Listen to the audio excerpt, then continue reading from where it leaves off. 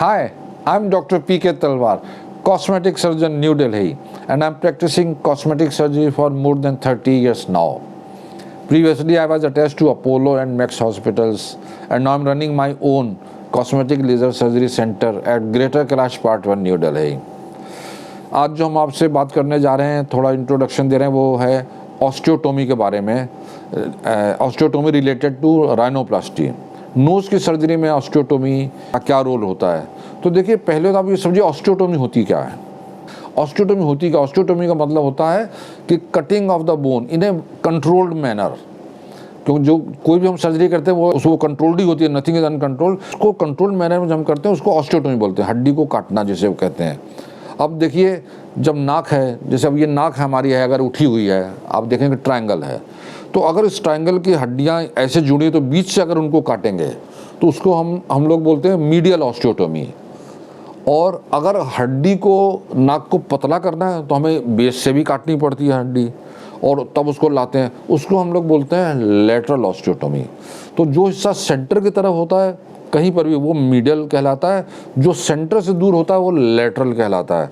तो इसमें मीडियल ऑस्टियोटोमी और लेटरल ऑस्टियोटोमी ये दो होती हैं जो जिसके द्वारा कि हम हड्डियों को जो है काट के पास में लाते हैं।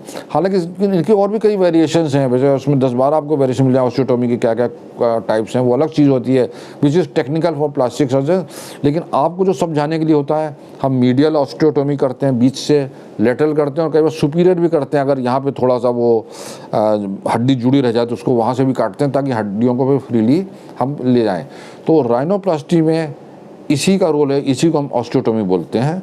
बाकी इसकी ज़रूरत क्यों पड़ती है? नेचुरली जब अगर हम हम्प निकाल रहे हैं तो अगर हमने हड्डी को काट दिया तो वो बजाय ऐसे रहने के थोड़ी फ्लैट हो जाती है नाक, तो उसको उस फ्लैटनेस को कम करने के लिए उसको हड्डियों को पास लाते हैं। और या आपकी नाक ऑलरेडी बहुत मोटी है, उसको पतला करना चाहते हैं तो भी उसको हम काटते हैं ऑस्टियोटोमी करके, दोनों हड्डियों को पास ले आते हैं। तो ये जो ऑस्टियोटोमी है, जो कई बार पेशेंट पूछते भी हैं, पढ़ते भी हैं, तो basically it is part of the rhinoplasty.